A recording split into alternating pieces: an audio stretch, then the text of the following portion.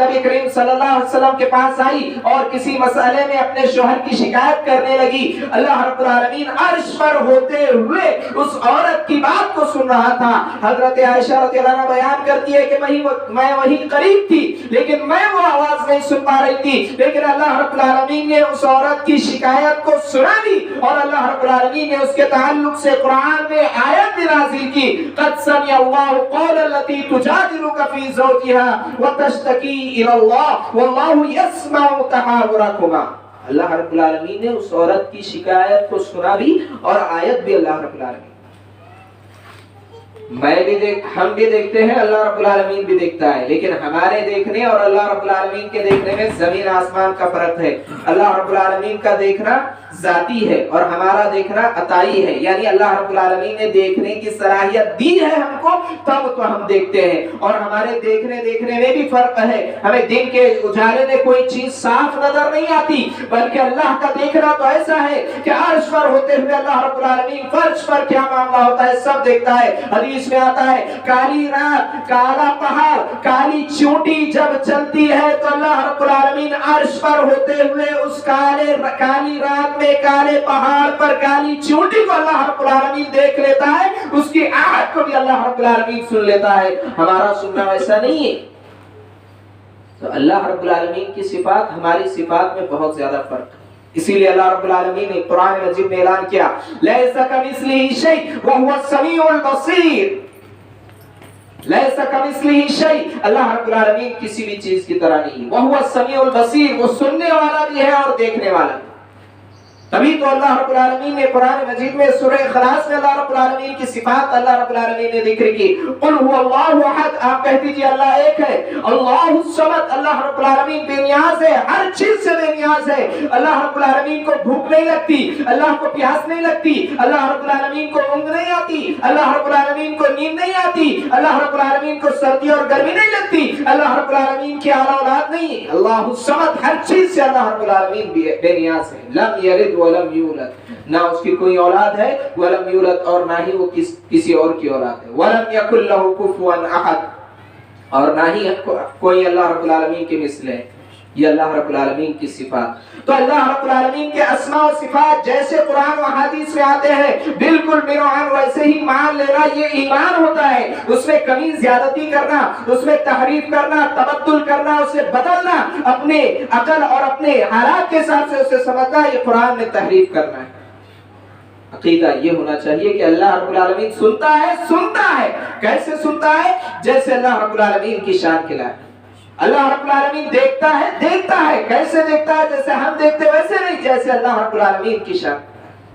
اللہ رب العالمین کے ہاتھ ہے, قرآن و حدیث میں ذکر ہے اللہ کے ہاتھ ہے. کیسے ہے؟ ہم اپنے ہاتھوں کی طرح نہ سکتے.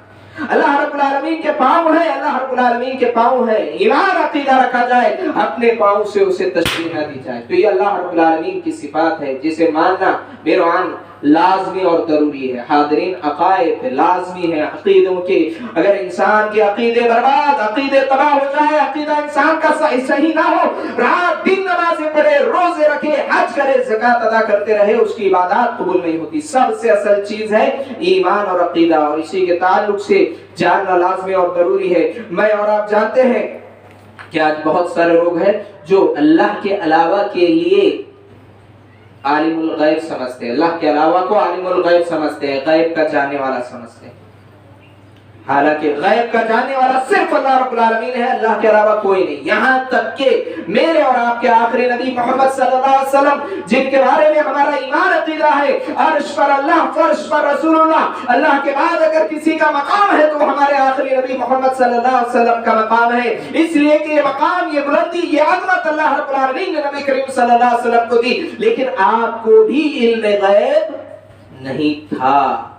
اللہ رب العالمین قرآن مجید 7واں پارہ سورۃ الانعام میں اعلان فرماتا ہے وَإِنَّهُ مَفَاتِحُ الْغَيْبِ لَا يَعْلَمُهَا إِلَّا هُوَ, غیب کی چابیاں تو صرف اللہ رب العالمین کے پاس ہے. لا يعلمها الا هو, نہیں جانتا ہے غیب مگر صرف اللہ رب العالمین. بہت سارے لوگ کہتے ہیں نبی کریم صلی اللہ علیہ وسلم کو علم غیب تھا. اگر نبی کریم صلی اللہ علیہ وسلم کو علم غیب مانا جائے کہ آپ کو علم غیب تھا تو وحی کے نازل ہونے کا مقصد ہی ختم ہو جاتا ہے. میں اور آپ جانتے ہیں وحی کب نازل ہوتی تھی, کیوں نازل ہوتی تھی؟ جب کوئی نبی کریم صلی اللہ علیہ وسلم سے سوال کرتا تو سوال کے جواب کے طور پر اللہ رب العالمین کی جانب سے وحی نازل ہوتی اور نبی کریم صلی اللہ علیہ وسلم بتاتے۔ اگر نبی کریم صلی اللہ علیہ وسلم کو عالم الغیب مانا جائے تو عقیدہ خراب ہو جائے گا۔ کس طرح سے خراب ہو جائے گا؟ اس طرح سے کہ نبی کریم صلی اللہ علیہ وسلم کو کھانے میں زہر ملا کر کے دیا گیا اور آپ نے کھا لیا۔ اگر آپ کو علم غیب ہوتا تو آپ زہر والا کھانا کھاتے؟ اگر آپ کو عالم الغیب مانا جائے تو میں اور آپ جانتے ہیں واقع عفق میں حضرت عائشہ رضی اللہ عنہا پر الزام لگایا گیا، بہتان لگایا گیا، جس میں نبی کریم صلی اللہ علیہ وسلم پریشان، حضرت ابوبکر رضی اللہ عنہ پریشان، حضرت عائشہ رضی اللہ عنہا پریشان اور دیگر ایمان والے کئی دنوں تک مسلسل پریشانی میں مبتلا رہے۔ پھر اللہ رب العالمین کی جانب سے حضرت عائشہ رضی اللہ عنہا کے تعلق سے برات کا اعلان ہوا اور قرآن میں آیت نازل ہوئی۔ اگر آپ کو علم غیب ہوتا تو آپ فوراً بتا دیتے کہ عائشہ رضی اللہ عنہا بری۔ میں اور آپ جانتے ہیں کفار مسلمانوں کے بیس میں آ کر اللہ کے رسول صلی اللہ علیہ وسلم سے کہا کہ اسلام سکھانے کے لیے ہمارے لیے کچھ ساتھیوں کو، کچھ صحابہ کو ہمارے ساتھ بھیج دے تاکہ وہ ہمیں دین علم سکھائے۔ اللہ کے رسول صلی اللہ علیہ وسلم نے کئی صحابہ کو ان کے ساتھ بھیج دیا۔ وہ لوگ جب راستے میں گئے تو دھوکہ دیا اور صحابہ اکرام کو شہید کر دیا، 70 صحابہ اکرام کو قتل کر دیا، شہید کر دیا۔ اگر اللہ کے رسول صلی اللہ علیہ وسلم کو علم غیب ہوتا تو آپ اپنے پیارے صحابہ کو ان کے ساتھ ہرگز نہیں بھیجتے تھے۔ کیوں؟ کیونکہ علم غیب صرف اللہ رب العالمین کے پاس، علم غیب صرف اللہ رب العالمین کے پاس۔ لیکن افسوس آج ہماری ایمانی خرابی، ہماری عقیدے کی خرابی کہ آج ہم نے ایسے لوگوں کو غیب کا ٹھیکیدار بنا لیا کہ جن کے پاس پہننے کے لیے پیر میں چپل نہیں ہوتے، جن کے پاس رہنے کھانے کا انتظام نہیں ہوتا، جن کا ایمان اور عقیدہ باطل ہوتا ہے، ایسے لوگوں کو ہم نے غیب کا ٹھیکیدار بنا لیا۔ تبھی تو جاتے ہیں کبوتر کے ذریعے سے چٹھی نکالنے والے کے پاس، طوطے کے ذریعے سے چٹھی نکالنے والے کے پاس، نجومی کے پاس، کاہن کے پاس جاتے ہیں اور غیب کی خبریں معلوم کرنے کا دعویٰ کرتے ہیں۔ ارے وہ اپنے بارے میں نہیں جانتا تو تمہارے بارے میں دوسروں کے بارے میں کیا جانتا؟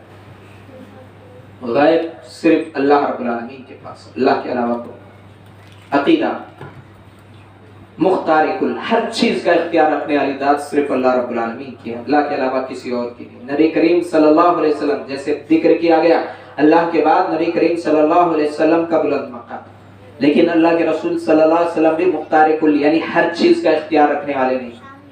اگر اللہ کے رسول صلی اللہ علیہ وسلم ہر چیز کا اختیار رکھنے والے ہوتے تو اللہ کے رسول صلی اللہ علیہ وسلم کی زندگی میں آپ کے بچوں کا انتقال ہوا، نبی کریم صلی اللہ علیہ وسلم روک نہیں سکے۔ کئی دن تک اللہ کے رسول صلی اللہ علیہ وسلم کے گھر میں چولہا نہیں جلتا تھا، فاقے اور بھوک سے بےتاب ہو جاتے تھے۔ اللہ کے رسول صلی اللہ علیہ وسلم مختار کل ہوتے تو بھوک سے پریشان نہیں۔ اللہ رب العالمین نے نبی کریم صلی اللہ علیہ وسلم کے ذریعے قرآن مجید میں 90 پارے میں اللہ رب العالمین نے سورۃ الاعراف آیت نمبر 128 میں اللہ رب العالمین نے نبی کریم صلی اللہ علیہ وسلم کے ذریعے اس باطل عقیدے کا رد کیا، جس میں اللہ رب العالمین نے اعلان فرمایا، قل اے نبی کریم صلی اللہ علیہ وسلم آپ کہہ دیجئے لا املک لنفسی نفعا ولا ضرا۔ کیا پیاری آیات ہے۔ عقائد کی اصلاح کرنا چاہتے ہو قرآن کی طرف آؤ، عقیدوں کی اصلاح کرنا چاہتے ہو احادیث کی طرف آؤ۔ قرآن و حدیث کے اندر جامعیت ہے، انسان اپنے عقائد کی اصلاح کرے قرآن و حدیث کے ذریعے۔ اللہ رب العالمین نے نبی کریم صلی اللہ علیہ وسلم سے کہلوایا، آپ کہہ دیجئے، کیا کہہ دیجئے؟ لا املک لنفسی نفعا ولا ضرا، کہ میں مالک نہیں ہوں میرے نفس کے لیے بھی ذرہ برابر فائدے کا اور نہ ہی نقصان کا۔ لا املک لنفسی نفعا ولا ضرا ولا عالم الغیب، اور میں غیب کا بھی جاننے والا نہیں۔ اللہ اکبر۔ یہ عقیدہ رکھا جاتا ہے حاضر و نادر کا نبی کریم صلی اللہ علیہ وسلم کے تعلق سے، کیا آپ حاضر بھی ہے نادر بھی ہے؟ اگر نبی کریم صلی اللہ علیہ وسلم کو ہر جگہ حاضر و نادر مانا جائے تو پھر صورت مکی اور مدنی کیوں ہے؟ کیونکہ میں اور آپ جانتے تھے سورت اگر مکہ میں نازل ہوئی تو سورت مکی، مدینہ میں نازل ہوئی مدنی۔ دوسری اس کی تشریح یہ کہ ہجرت سے پہلے نازل ہوئی تو مکی سورت، ہجرت کے بعد نازل ہوئی مدنی سورت۔ اگر ہر جگہ حاضر و نادر مانا جائے تو سورت کو تو ہر اعتبار سے مکی مدنی کے علاوہ हिंदुस्तानी और पाकिस्तानी भी होना चाहिए। लेकिन मैं और आप जानते हैं नबी करीम सल्लल्लाहु अलैहि वसल्लम मक्का में कुरान की आयत नाजिल हुई, सूरत नाजिल हुई मक्की सूरत, मदीना में सूरत नाजिल हुई मदनी सूरत।